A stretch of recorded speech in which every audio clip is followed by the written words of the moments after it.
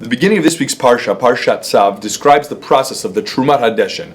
Every morning, the Kohanim would remove the ashes that built up on the altar from the offerings that were sacrificed the previous day.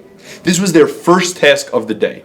The Kohanim would literally race up the ramp of the altar to see who would get to the ashes first. Whoever got to the ashes first would be the one for that day to conduct the Trumat HaDeshen. Essentially, the Kohanim were competing for the opportunity to remove ashes left over from the previous day's Korban. This is a clear illustration of the Kohanim's excitement to serve Hashem, even if it meant something as mundane and seemingly trivial as picking up ashes.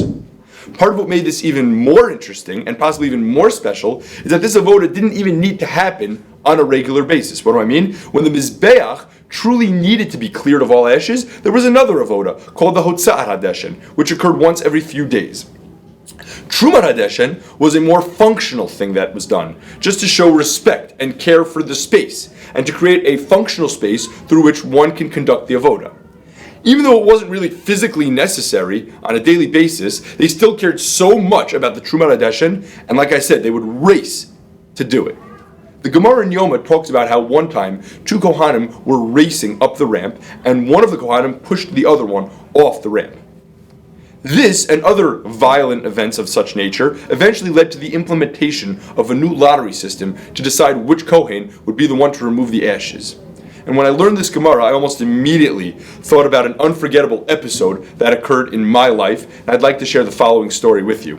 It was when I was a junior in high school, and I played on the basketball team at Hank, and I can recall clearly that we made it to the semifinals, although I spent most of the year on the bench. We made it to the semifinals that year, and I remember in the week of the game, and certainly the day of the game, generating so much excitement and getting all my friends, my classmates, even my fellow teammates excited about this game. And the game was competitive. It was a back and forth kind of game, and we were trading the lead, and eventually it came down to 2 minutes left, and we were up by a couple of points. And I remember the other team had sent someone to the free throw line. And in that moment, I can remember so clearly doing everything I can. I did everything in my physically possible to distract him at the free throw line and to make his life as difficult as possible. Essentially, I did everything I can to bring him down, instead of using that opportunity to rally my friends and peers and fellow classmates. Instead of bringing them up, I tried to bring the foul shooter down. And afterwards, my teacher pulled me aside after the game, which we lost, and my teacher taught me a valuable lesson that still rings true in my ears.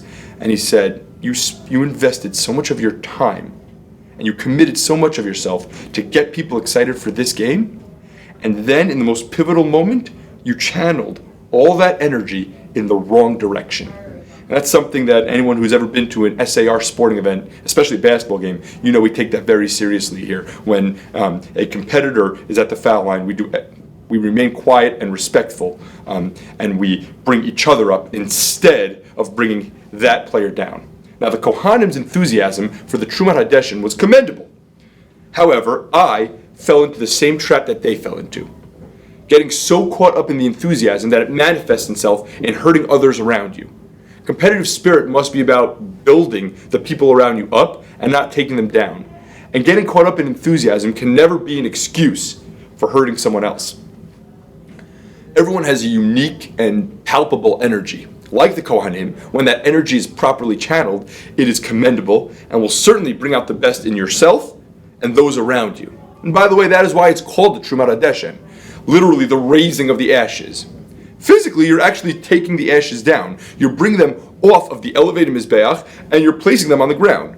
So then why is it called lifting up of the ashes? Because the energy is supposed to be one of raising people up, raising our level of holiness, raising our level of enthusiasm, and ultimately raising our level of commitment. So have a wonderful, holy, enthusiastic Shabbat, and let's go Sting.